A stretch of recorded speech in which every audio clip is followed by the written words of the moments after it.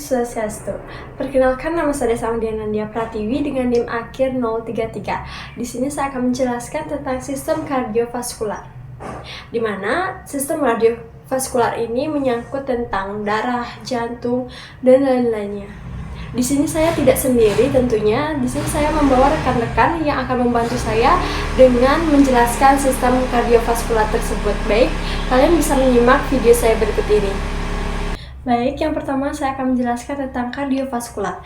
Kata kardiovaskular berasal dari kata Yunani yaitu kardia, yaitu jantung, dan kata lain vasculum untuk pembuluh kecil. Sistem kardiovaskular adalah sistem yang secara umum berperan dalam mengedarkan darah ke seluruh tubuh, mengangkut oksigen dan menutrisi ke seluruh jaringan tubuh, serta mengangkut semua hasil buangan. Sistem kardiovaskular juga dikenal sebagai sistem peredaran darah, adalah sistem organ dalam tubuh manusia yang bertanggung jawab untuk mengedarkan darah, oksigen, nutrisi, dan hormon ke seluruh tubuh kita. Sistem kardiovaskular berperan penting dalam menjaga kinerja dan fungsi sebagai sistem organ dalam tubuh. Penyempitan atau penyumbatan pembuluh darah dalam sistem kardiovaskular dapat menyebabkan penyakit kardiovaskular seperti serangan jantung, nyeri dada, atau stroke. Adapun organ-organ sistem kardiovaskular yaitu terdiri dari jantung, pembuluh darah, dan darah. Fungsi utama sistem ini adalah untuk mengangkut nutrisi dan darah yang mengandung banyak oksigen menuju ke seluruh tubuh serta membawa darah kembali ke paru-paru. Sesuai fungsi dari sistem kardiovaskular yang bertanggung jawab untuk mengirimkan darah ke berbagai bagian tubuh. Nah, yang pertama darah. Darah merupakan cairan tubuh yang berbentuk dari jaringan hidup, mengalir ke seluruh bagian tubuh melalui kumpulan jaringan pembuluh darah. Darah ini memiliki fungsi penting bagi kesehatan manusia. Salah satunya memasok zat-zat penting seluruh tubuh seperti hormon, oksigen, dan gula. Darah juga berperan dalam membuang limbah dari tubuh. Namun, perlu diketahui bahwa darah terdiri dari kombinasi beberapa komponen dengan masing-masing peran yang berbeda. Secara keseluruhan, komponen darah manusia terdiri dari plasma darah, sel darah merah, sel darah putih, dan trombosit atau keping darah. Yang pertama, sel darah merah. Sel darah merah atau eritrosit adalah sel yang paling melimpah dalam darah, sebab sel tersebut terhitung sekitar 40-45% dari volumenya. Secara sederhana, eritrosit berbentuk seperti donat, tapi tanpa lubang di tengahnya. Produksi sel darah merah dikendalikan oleh eritropoietin, yaitu hormon yang diproduksi oleh ginjal. Namun, eritrosit tidaklah memiliki nukleus layaknya sel tubuh kebanyakan, sehingga dapat dengan mudah berubah bentuk. Sel darah merah mengandung protein, khususnya yang disebut dengan hemoglobin. Hemoglobin sendiri berperan penting dalam membantu mengalirkan oksigen dari paru-paru ke seluruh tubuh dan kemudian mengembalikan karbon dioksida dari tubuh ke paru-paru sehingga dapat dihembuskan. Selain itu, hemoglobinlah yang membuat darah tampak merah. Baik, selanjutnya akan dijelaskan oleh rekan-rekan saya mengenai apa itu plasma, sel darah putih, dan trombosit.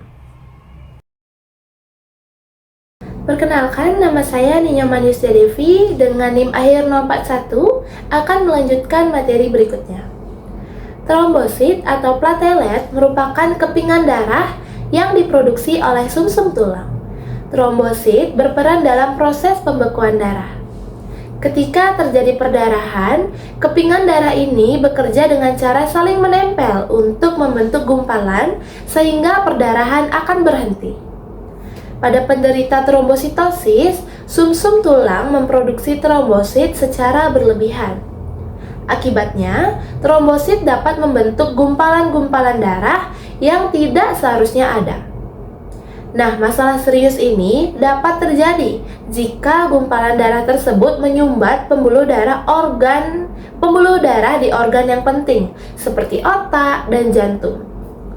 Nah, apa sih trombositosis itu?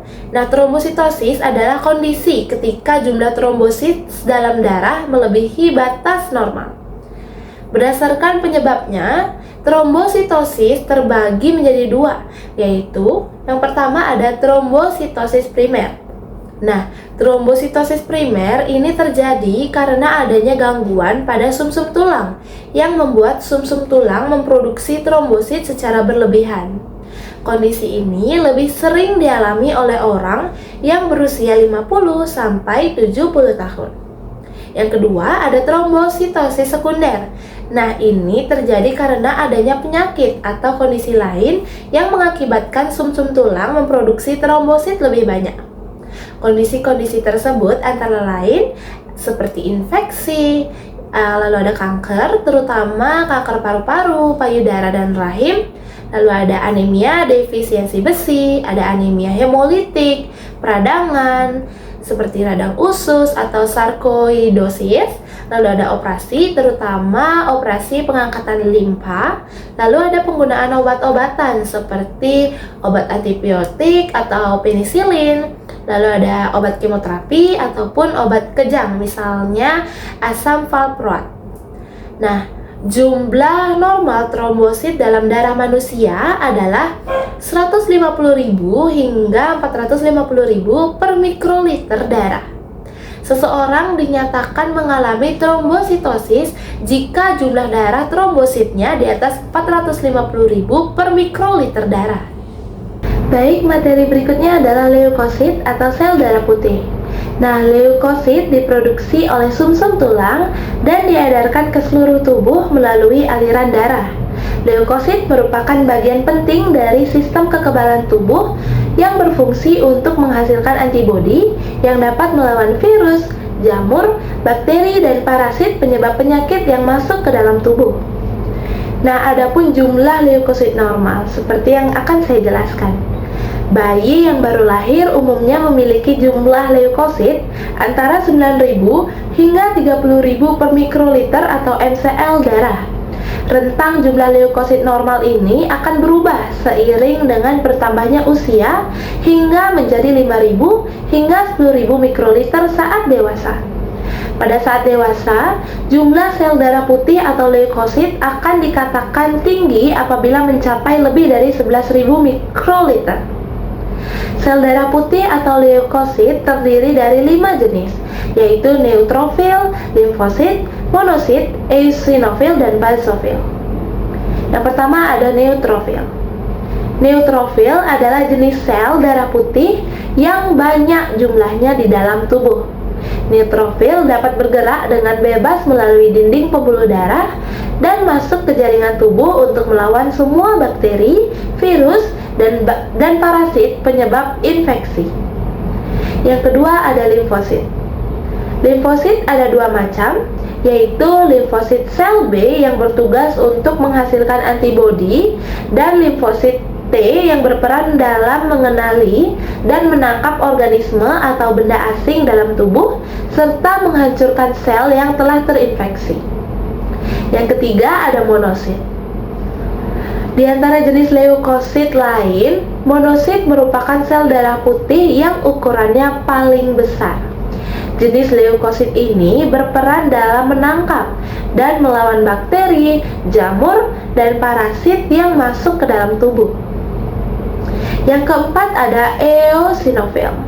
Nah, eosinofil ini adalah jenis leukosit atau sel darah putih yang berfungsi untuk menghancurkan virus, bakteri, dan parasit serta memicu munculnya respon peradangan seperti pada reaksi alergi, eksim, dan asma.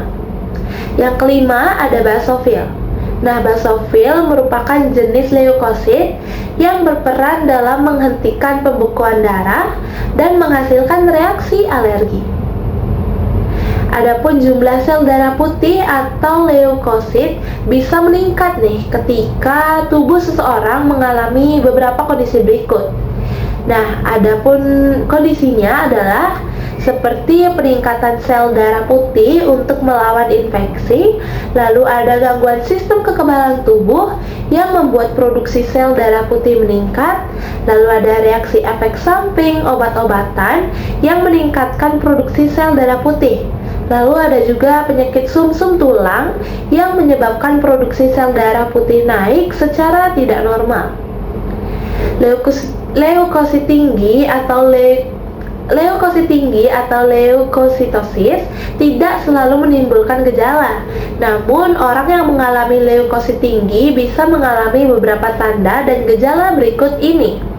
Yang pertama ada demam, lalu yang kedua ada pendarahan atau mudah memar, yang ketiga ada tubuh terasa mudah lelah dan lemas, yang keempat ada pusing atau sakit kepala, yang kelima ada lengan kaki atau perut terasa sakit atau kesemutan, yang keenam ada sulit bernafas, susah konsentrasi atau gangguan penglihatan, dan yang terakhir adalah berat badan turun tanpa sebab. Baik, materi selanjutnya adalah plasma darah.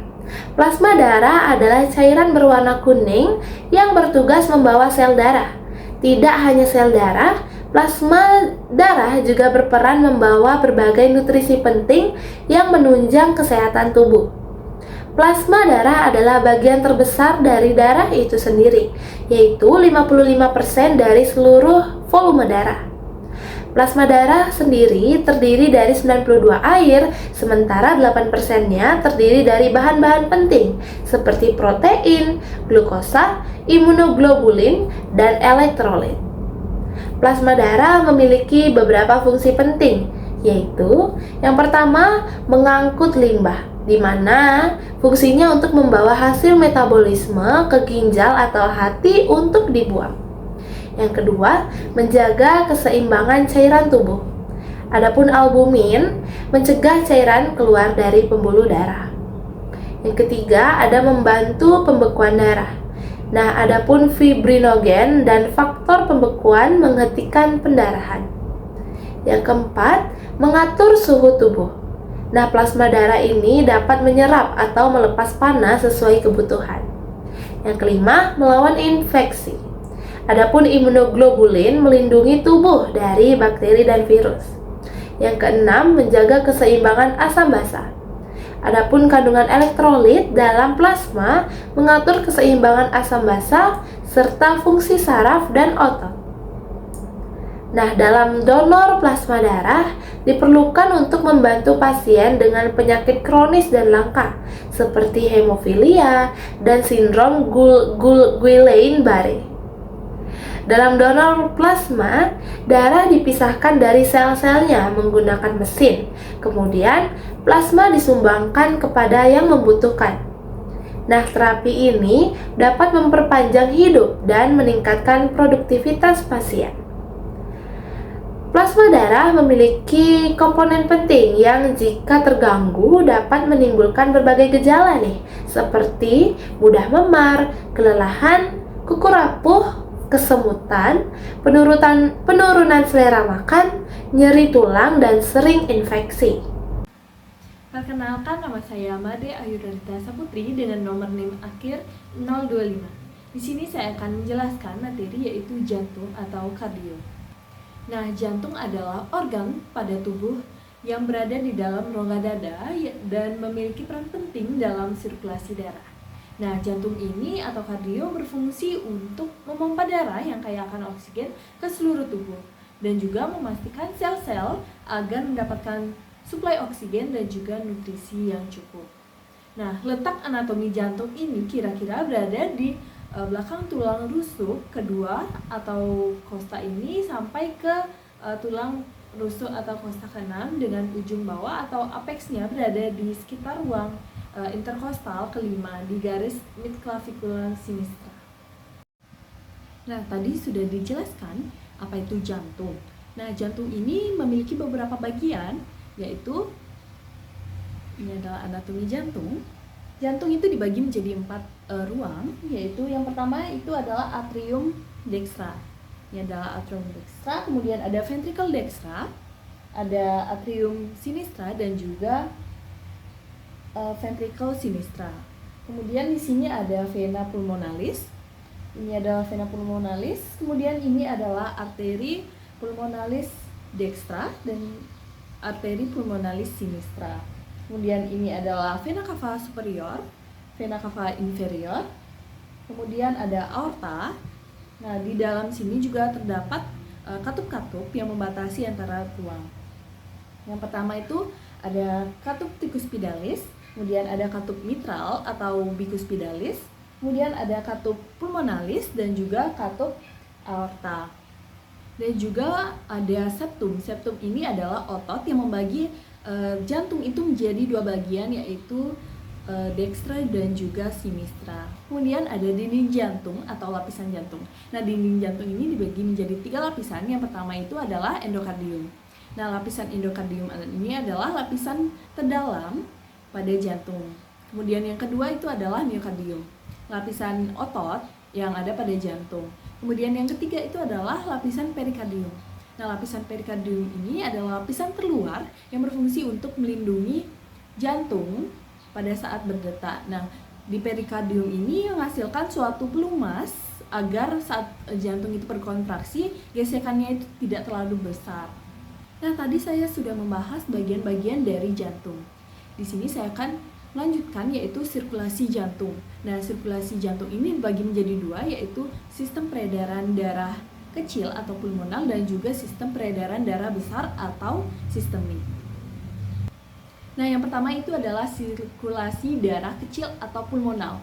Ini berawal dari vena cava superior dan juga vena cava inferior yang membawa darah yang miskin oksigen yang berasal dari yang superior ini yang membawa darah yang berasal dari bagian atas tubuh manusia seperti wajah, kepala, otak, tangan, dan lain-lainnya. Sedangkan vena cava inferior ini adalah vena yang membawa darah yang berasal dari bagian bawah tubuh manusia seperti kaki.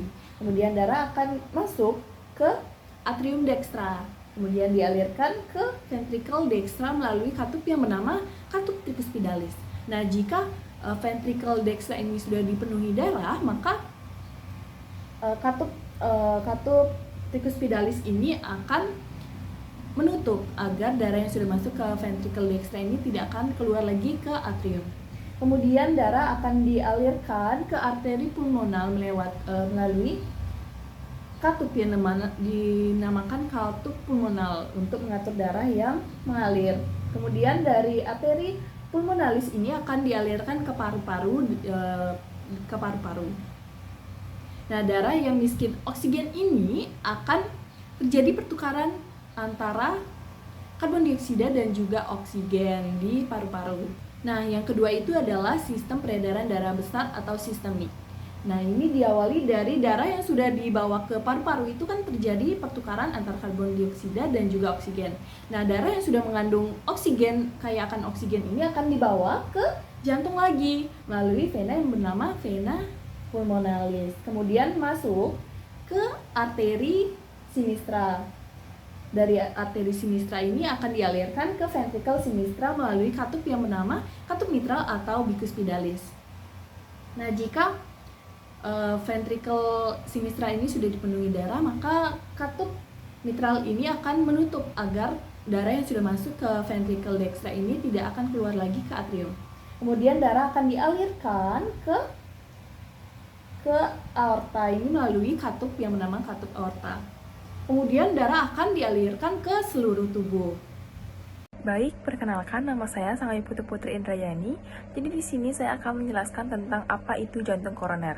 Nah, penyakit jantung koroner atau PJK ialah penyakit jantung akibat perubahan obstruktif pada pembuluh darah koroner yang menyebabkan fungsi jantung menjadi terganggu. Nah, penyebab utama dari penyakit jantung koroner tersebut adalah proses elektroklerosis, di mana proses sudah lama, mulai sejak lahir, dan merupakan satu proses progresif dengan terbentuknya lague pada dinding arteri dan menyebabkan sirkulasi koroner menjadi terganggu. Nah, gangguan pada aliran darah koroner mengakibatkan ketidakseimbangan antara penyediaan oksigen dalam darah dengan kebutuhan miokard sehingga dapat menimbulkan gejala-gejala klinis. Nah, faktor-faktor yang menyebabkan penyakit jantung koroner menurut American Heart Association atau AHA adalah yang pertama, faktor risiko lipida, yaitu kadar kolesterol yang tinggi dan dalam darah karena pentingnya sifat-sifat substansi ini dalam mendorong timbulnya plank di arteri koroner, maka disebut sebagai faktor utama atau fundamental. Yang kedua, ada faktor risiko non-lipida yang terdiri dari hipertensi, diabetes mellitus, merokok, stres, kegemukan, atau kekurangan aktivitas. Dan yang ketiga, ada faktor risiko alami yang terdiri dari keturunan, jenis kelamin, dan usia. Nah, gejala klinisnya, gejala klinis dari penyakit jantung koroner adalah angina. Nah, angina itu sendiri adalah nyeri atau ketidaknyamanan di dada jika pada daerah otot jantung tidak mendapatkan cukup darah dengan kaya oksigen. Nah, angina terasa seperti tertekan atau seperti diremas di daerah dada, tetapi dapat juga dirasakan di bahu, lengan, leher, rahang, atau punggung. Nah, nyeri juga cenderung memburuk saat aktivitas dan hilangnya saat istirahat. Stres emosional juga dapat memicu rasa sakit. Nah, gejala umum lainnya yaitu ada sesak nafas. Gejala ini terjadi jika penyakit jantung koroner menyebabkan gagal jantung. Apabila memiliki gagal jantung tidak dapat memompa cukup darah untuk memenuhi kebutuhan tubuh sehingga terbentuk cairan di dalam paru-paru yang dapat menyebabkan sulit bernafas. Gejala lainnya, penyakit jantung koroner dapat didiagnosis pada penyakit ini, antara lain seseorang yang memiliki serangan jantung, gagal jantung, aritmia, atau detak jantung yang tidak beratur. Tetapi beberapa orang memiliki penyakit jantung koroner ini, mereka biasanya tidak memiliki tanda-tanda gejala kondisi seperti ini yang disebut dengan silent coronary heart disease. Nah, diagnosisnya banyak penyakit jantung dan pembuluh darah sekarang ini diantaranya yang sering dijumpai adalah penyakit jantung koroner, ya, gagal jantung, penyakit jantung bawaan, penyakit jantung rematik, hipertensi, dan lain-lain. Untuk mengetahui penyakit tersebut, maka dilakukan pengumpulan keterangan dan pemeriksaan. Nah, pengumpulan keterangan yang dilakukan melalui amneksia atau wawancara, pemeriksaan fisik, dan pemeriksaan penunjang. Awal mula amnesia mulai dari keluhan sampai semua hal berkaitan dengan penyakit jantung koroner. Ini keluhan yang penting adalah nyeri pada dada, seperti apakah nyerinya kapan dirasakan, berapa lama di dada, sebelah mana, dan apa yang menjalar atau tidak. Nah, setelah itu pengumpulan keterangan penyakit jantung koroner seperti merokok, penderita penyakit darah tinggi, atau penyakit gula, diabetes. Nah, kadar kolesterol, demam darah, riwayat keluarga, dan menderita penyakit ini, dan faktor-faktor resiko lainnya. Lalu melakukan pemeriksaan fisik untuk mengetahui kelainan jantung lain yang memungkinkan ada. Hal ini dilakukan dengan stetoskop. Nah, pemeriksaan penunjang pada penyakit jantung koroner dibagi menjadi tes non-invasive dan invasive. Tes non-invasive yaitu melakukan tes tanpa menunjukkan alat ke dalam tubuh atau melukai tubuh seperti tekanan darah, mendengarkan laju irama jantung dan suara nafas, pemeriksaan dan tes darah, EKG, dan lain-lain. Sedangkan tes invasi yaitu dengan cara penetrasi ke dalam tubuh, contohnya kateterisasi jantung. Sekian yang dapat saya sampaikan. Terima kasih. Perkenalkan, nama saya Sangai Putu Putri Indrayani. Jadi di sini saya akan menjelaskan tentang sistem konduksi jantung. Nah, apa sih itu sistem konduksi jantung? Jantung merupakan organ tubuh yang berdetak setiap detik untuk memompakan darah ke seluruh tubuh. Dalam menjalankan fungsinya, jantung dibantu oleh beberapa bagian seperti sel-sel, nodus, dan sinyal yang tergabung membentuk suatu sistem yang disebut sebagai sistem konduksi jantung. Nah, tujuan sistem konduksi jantung adalah untuk menghasilkan impuls listrik guna menjaga jantung agar tetap berdetak. Nah, sistem kelistrikan jantung ini juga dapat mengirimkan sinyal ke otot jantung untuk berkontraksi ataupun relaksasi. Nah, dalam hal ini, yang membuat jantung dapat bekerja untuk menjaga aliran darah ke seluruh tubuh terdistribusi dengan baik. Nah, anatomi sistem konduksi pada jantung. Sistem konduksi jantung adalah sistem yang terbentuk dari sekelompok sel-sel dan nodus yang terdiri dari 4 bagian utama. Yang pertama yaitu ada sinocentrial node, yang kedua ada atrioventricular node, yang ketiga ada atrioventricular bundle atau bundle office, serta Purkinje Fibers. Berikut saya akan menjelaskan masing-masing penjelasannya. Yang pertama ada central node atau nodus SA. Central node atau nodus SA merupakan bagian dari sistem konduksi jantung yang berdetak di bagian atas rambi atau atrium kanan dengan bertugas untuk mengirimkan impuls listrik untuk membuat jantung berdetak. Nah, nodus SA sering dikenal sebagai parameter jantung alami dalam tubuh manusia. Nah, sel ini dikontrol oleh sistem saraf otonom dengan mengatur kecepatan dalam mengirim impuls listrik ke jantung.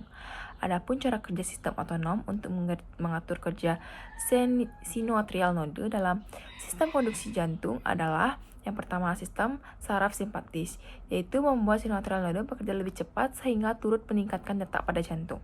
Yang kedua, ada sistem saraf parasimpatis, yaitu membuat sinoatrial node bekerja lebih lambat yang dapat menurunkan detak pada jantung. Dan yang kedua, ada atrioventricular node, yaitu sel khusus yang terletak di spetum interial dekat dengan katup trikuspid. Nah, nodus ini berfungsi untuk memperlambat impuls listrik yang berasal dari nodus SA sebelum masuk ke dalam vertikal jantung untuk memastikan tidak ada lagi darah yang tersisa di atrium sebelum berkontraksi terhenti. Dan yang ketiga, ada atrioventricular bundle atau bundle of His, yaitu cabang dari sel-sel saraf yang berada di sepanjang dinding vertikal jantung. Nah, bagian ini bertugas menerima sinyal listrik dari nodus AV yang membawa ke Purkinje Vives. Nah, atrioventricular bundle ini terdiri dari dua cabang yang berbeda, yaitu left bundle branch, yaitu mengirimkan sinyal listrik ke Purkinje fibers yang menuju vertikal kiri. Dan yang kedua ada right bundle branch untuk mengirimkan sinyal listrik ke Purkinje fibers yang menunjukkan vertikal kanan. Dan yang terakhir ada Purkinje fibers, yaitu bagian ujung cabang sel saraf yang bertugas mengirimkan sinyal listrik ke vertikal jantung agar dapat berkontraksi. Dengan begitu, darah dari jantung dapat mengalir melalui arteri pulmonalis ke dalam aorta. Nah, saya di sini akan menjelaskan tentang cara sistem konduksi pada jantung. Nah, pada setiap jantung berdetak terdapat impuls listrik yang dikirimkan oleh sistem konduksi jantung yang dialirkan pada bagian-bagian tertentu. Nah, adapun langkah-langkah dan cara kerja sistem konduksi pada jantung, yaitu nodus SA akan mengirimkan sinyal listrik menuju atrium jantung.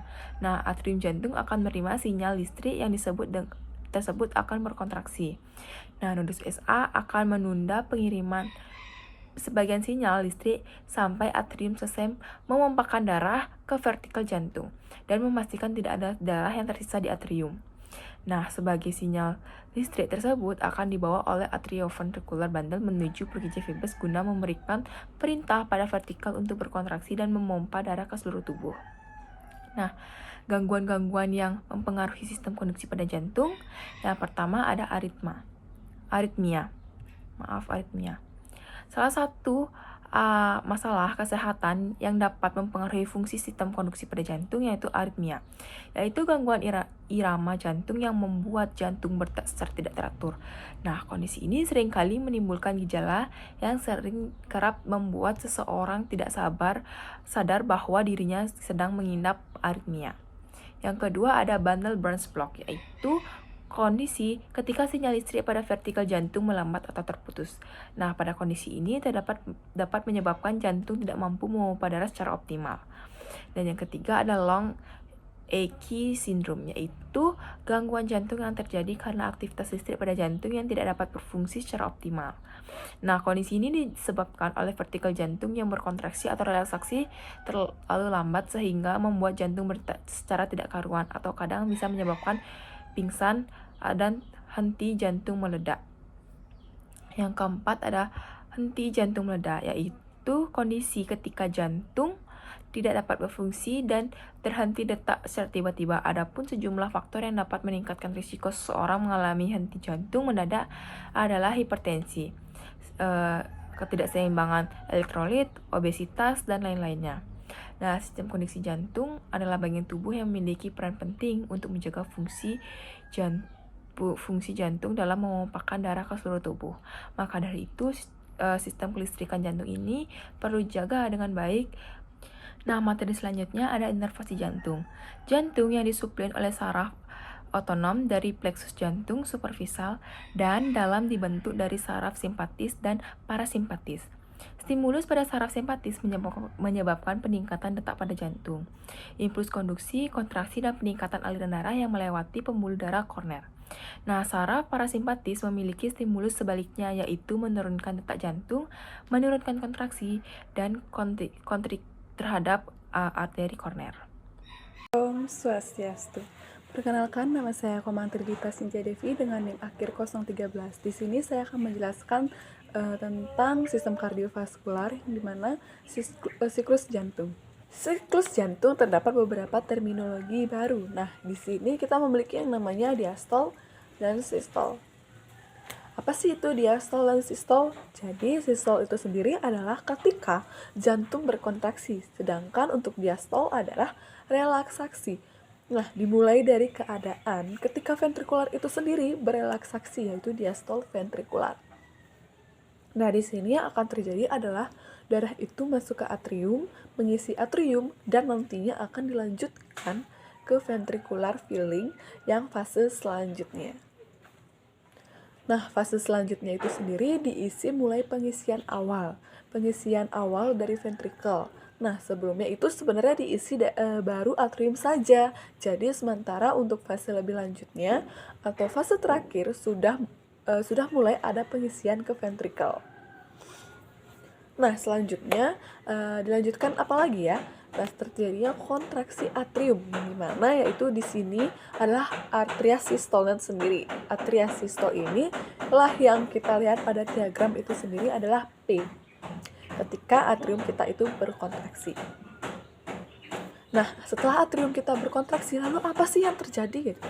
Ketika atrium itu berkontraksi, tentunya darah yang ada di atrium itu tersalurkan, berpindah dari atrium ke ventrikel. Nah, darah yang ada di ventrikel itu sendiri nantinya akan membuat tekanan yang lebih besar ketika atrium berkontraksi dan ingat di situ terdapat yang namanya katup penutup.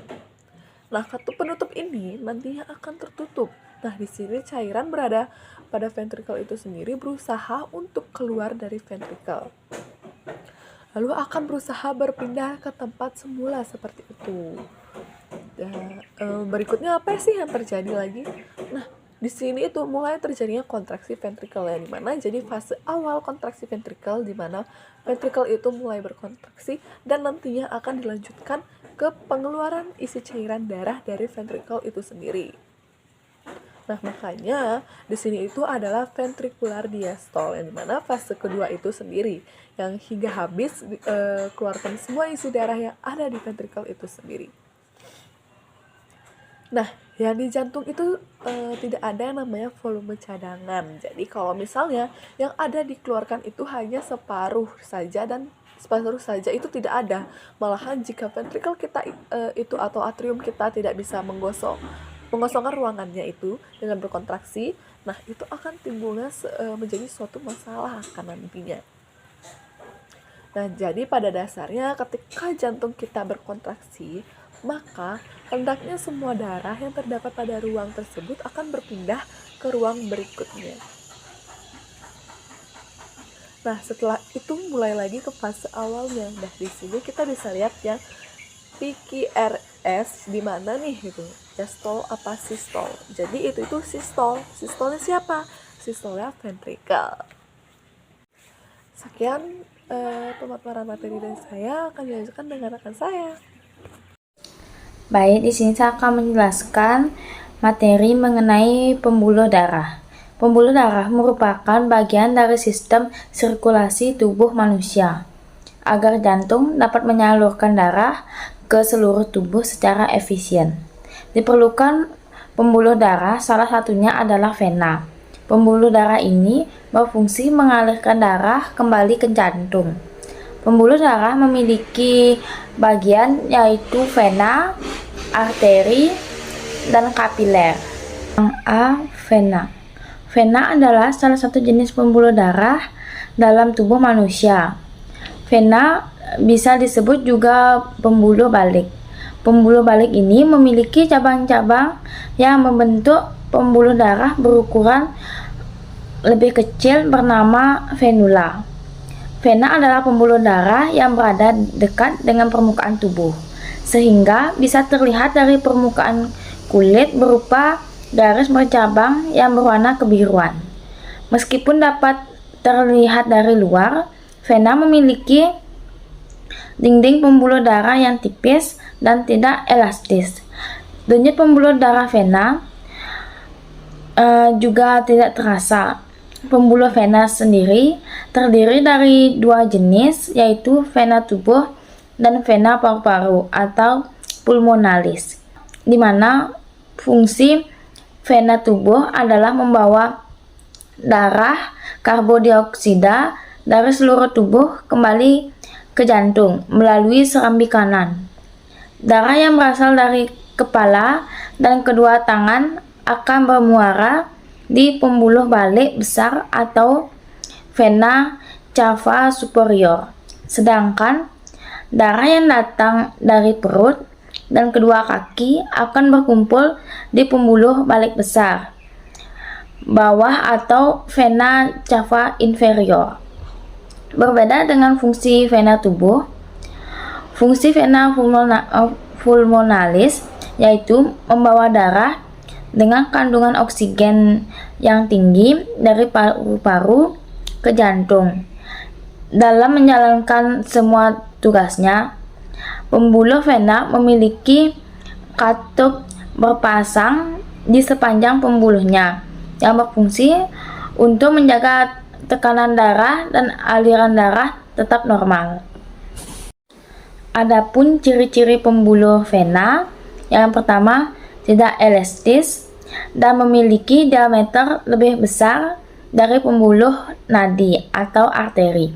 Yang kedua, memiliki dinding lebih tipis dari pembuluh arteri. Yang ketiga, besar diameter antara 1 sampai 1,5 cm. Dan yang keempat, mengandung karbon dioksida yang tinggi. Dan yang kelima, dekat dengan pembuluh tubuh sehingga bisa terlihat dengan berwarna kebiru-biruan. Adapun beberapa jenis pembuluh vena, yang pertama vena cava atau vena sistemik, yaitu pembuluh darah vena yang membawa darah dari seluruh tubuh ke bagian atrium atau serambi kanan jantung. Yang kedua, vena paru-paru atau vena pulmonalis, yaitu pembuluh vena yang membawa darah kayak oksigen dari paru-paru ke serambi kiri jantung. Lalu yang ketiga ada vena superficialis, yaitu pembuluh balik yang berada dekat dengan permukaan tubuh dan terlihat dari permukaan kulit. Dan yang keempat, vena dalam, yaitu pembuluh darah vena yang menyertai arteri dan dilapisi pembungkus vena dan arteri. Yang B ada arteri. Pembuluh darah arteri adalah bagian tubuh yang berotot dan berbentuk menyerupai tabung kecil bersifat elastis. Tugas utama arteri adalah untuk mengalirkan darah yang kaya oksigen dari jantung ke seluruh bagian tubuh.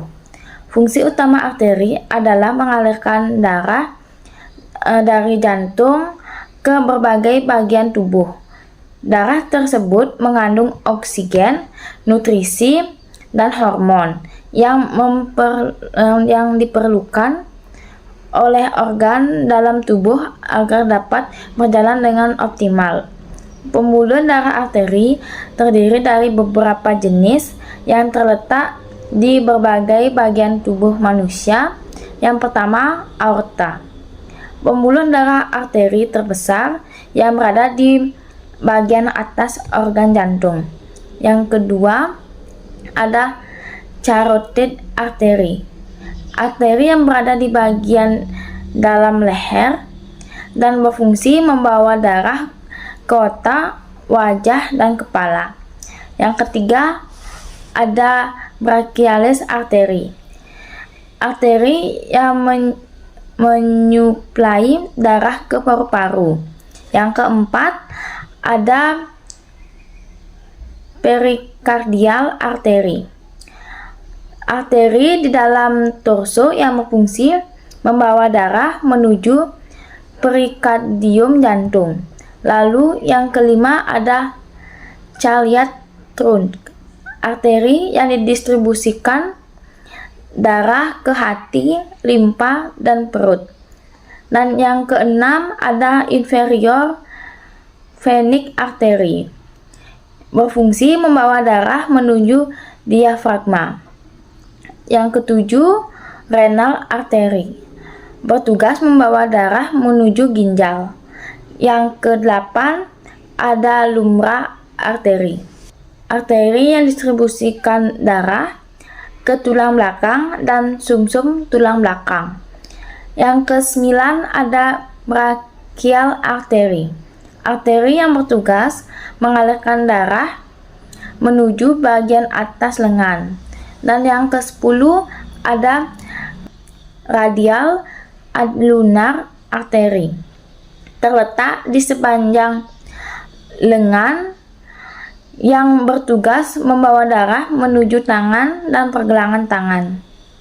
Dan yang ke-11 femoral artery, bertugas membawa darah menuju paha. Yang ke-12 ada popliteal artery, bertugas membawa darah di area di bawah lutut. Yang ke-13 ada tibial artery, arteri yang distribusikan darah ke kaki dan pergelangan kaki. Arteri adalah pembuluh darah yang terdiri dari 3 lapisan utama, yaitu tunica intima, tunica media, dan tunica adventitia, yaitu sebagai berikut. Yang pertama, tunica intima, yaitu lapisan terdalam pembuluh darah arteri yang terdiri dari membran dan jaringan dengan serat elastis. Lalu yang kedua ada tunica media, yaitu lapisan dari pembuluh darah arteri yang terletak di bagian tengah dan memiliki struktur yang tebal. Lapisan ini terdiri dari elastis dan otot polos. Yang ketiga ada tunica adventitia, yaitu lapisan terluar dari pembuluh darah arteri yang terdiri dari elastin dan serat kolagen yang memberikan kekuatan tambahan. Lapisan ini memungkinkan pembuluh darah untuk mengembang dan berkontraksi sehingga fungsi dalam mengontrol tekanan darah. Selanjutnya ada sistem arteri. Arteri besar memiliki 2 fungsi, bertindak sebagai saluran dan bertindak sebagai bantalan. Fungsi saluran adalah untuk mengirimkan darah dengan kehilangan minimal tekanan perfusi rata-rata ke jaringan dan organ tubuh dan sesuai dengan kebutuhan. Fungsi bantalan menghaluskan denyut aliran yang dipaksa oleh jantung yang berkontraksi secara intermiten sehingga darah diarahkan melalui organ dan jaringan ini dalam aliran yang hampir stabil. Pada hewan, percobaan dan manusia muda yang sehat, kedua fungsi dilepaskan dengan efisien yang tinggi. Penurunan tekanan rata-rata antara aorta naik dan arteri varivel besar di lengan bawah atau kaki adalah kecil, mungkin hanya 2 hingga 3 mmHg ketika tubuh terlentang.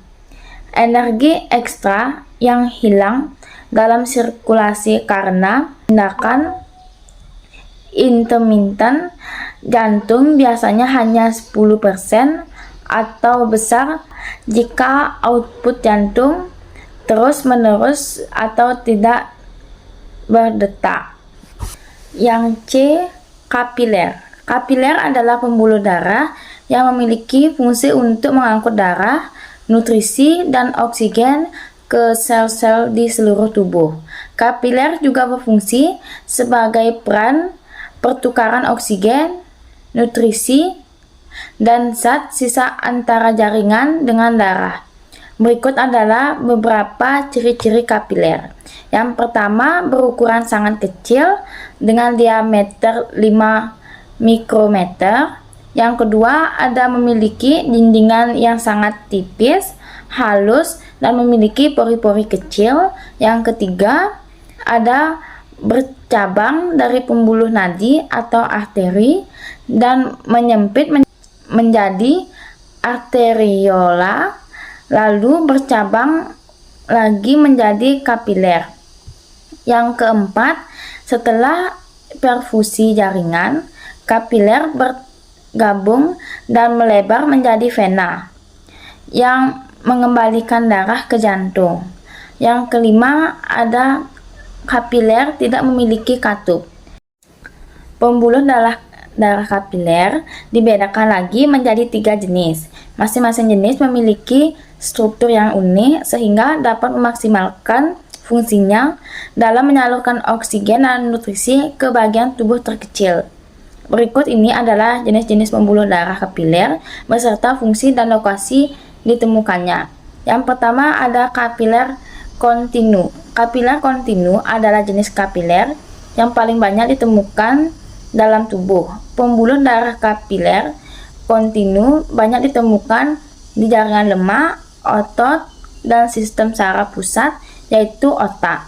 Kapiler jenis ini hanya memungkinkan pertukaran nutrisi terpenting seperti gas, air, gula, dan hormon. Yang kedua ada kapiler penetrasis. Kapiler penetrasis dapat dilalui oleh zat yang lebih besar. Kapiler ini banyak ditemukan pada organ dengan laju pertukaran darah tinggi seperti usus yang merupakan tempat nutrisi makanan, disep dan ginjal yang merupakan tempat sisa metabolisme tubuh disaring. Lalu yang ketiga ada kapiler sinusoid.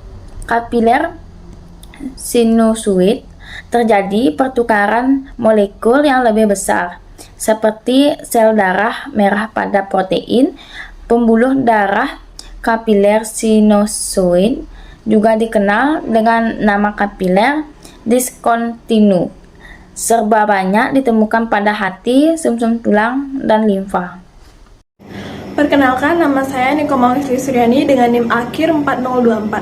Hari ini saya akan membawakan materi mengenai sistem kardiovaskular.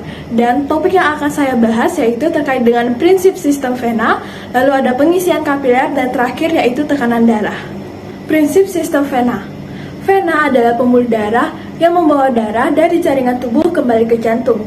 Darah yang dibawa vena adalah zat sisa metabolisme yang mengandung sedikit oksigen sehingga disebut juga darah kotor. Nah, prinsip sistem vena yaitu vena pulmonalis adalah satu-satunya pembuluh darah vena yang membawa darah kaya oksigen dari paru-paru ke jantung. Lalu, vena memiliki katup sepanjang pembuluhnya untuk menjaga agar darah mengalir satu arah menuju jantung.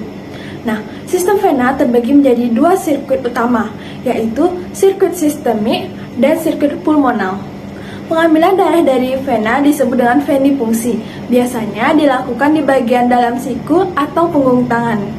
Nah, untuk menemukan vena, kita bisa menepuk-nepuk daerah vena, meminta pasien untuk membuka tutup kepalan tangan, atau melakukan olahraga ringan di daerah lengan yang akan ditusuk. Nah, vena mengumpulkan darah dari jaringan kapiler dan mengandung sekitar 75-80% dari total volume darah di dalam tubuh. Nah, pembuluh ini lebih besar dari arteri, tetapi dindingnya terdiri dari lapisan VSMC yang lebih tebal dan adventitia yang lebih tebal. Keberadaan katup memungkinkan orientasi aliran darah yang tepat dalam vena. Nah, pada dasarnya dimediasi oleh gerakan fisik tubuh dan efek aspirasi yang diberikan oleh jantung. Nah, beberapa vena terutama di kaki terpapar tekanan tinggi karena adanya gaya gravitasi dan mengalami distorsi permanen atau misalnya varises. Lalu ada pengisian kapiler. Pengisian kapiler atau disebut dengan capillary refill time atau disingkat dengan CRT adalah pemeriksaan untuk mengukur aliran darah di jaringan perifer. Nah, pemeriksaan ini dilakukan dengan cara menekan jari atau kuku untuk mengosongkan pembuluh darah, lalu mengukur waktu yang dibutuhkan untuk mengisi kembali darah yang kaya oksigen. CRT memiliki beberapa kegunaan, diantaranya mendeteksi perubahan aliran darah yang dapat menyebabkan shock, memantau dehidrasi, memantau jumlah aliran darah ke jaringan, mengukur kemajuan sistem vaskular tangan dan kaki, menentukan status volume intravaskular pasien yang sakit. Nah, waktu pengisian kapiler atau CRT merupakan metrik yang digunakan dan cepat dalam menentukan status volume intravaskular pasien yang sakit. Nah, terutama mereka yang memiliki kondisi yang timbul atau diakibatkan oleh hipovolemia. Contoh kondisi patologis ini termasuk, tetapi tidak terbatas pada hipotermia dan hipertermia. Semua bentuk syok, perdarahan, kehilangan volume plasma pada luka bakar, kehilangan cairan melalui gastrointestinal, melalui diare atau muntah, diuresis berlebihan, dan reaksi anafilaksis. Informasi yang diperoleh dari penilaian CRT kemudian dapat membantu strategi resusitasi cairan, menilai ulang terapi yang ditetapkan, dan menentukan titik akhir pengobatan. Secara singkat, penanda perfusi yang berkurang meliputi tanda-tanda vital yang abnormal seperti hipotensi, takikardia, peningkatan variasi tekanan nadi, dan temuan pemeriksaan fisik yang tidak teratur. CRT tertunda, selaput lendir kering, turgor, kulit buruk, tidak adanya dioversis, perubahan status mental. Lalu ada materi terkait tekanan darah. Nah, tekanan darah adalah jumlah tenaga yang digunakan darah untuk mengalir melalui arteri. Nah, tekanan darah diukur dalam milimeter merkuri atau mmHg dan ditulis sebagai dua angka, yaitu tekanan sistolik dan tekanan diastolik. Tekanan sistolik adalah tekanan saat jantung memompa darah, sedangkan tekanan diastolik adalah tekanan saat jantung beristirahat. Setiap kali jantung berdetak, ia akan memompa darah ke arteri yang membawa darah ke seluruh tubuh. Ini terjadi hingga 60-100 kali per menit atau 24 jam sehari.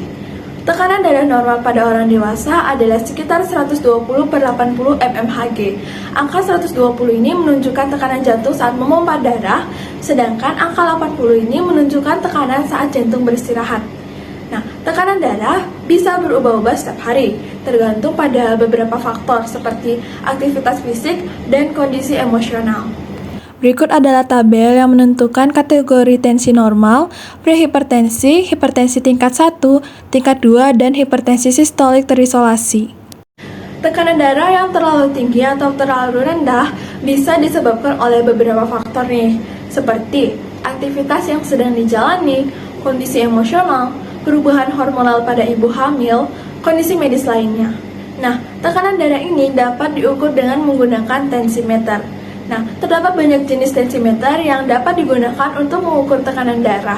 Misalnya, tensimeter aneroid, lalu tensimeter air raksa, dan yang terbaru adalah dengan teknologi yang baik sehingga memudahkan kita untuk mengukur tekanan darah, yaitu dengan tensi digital.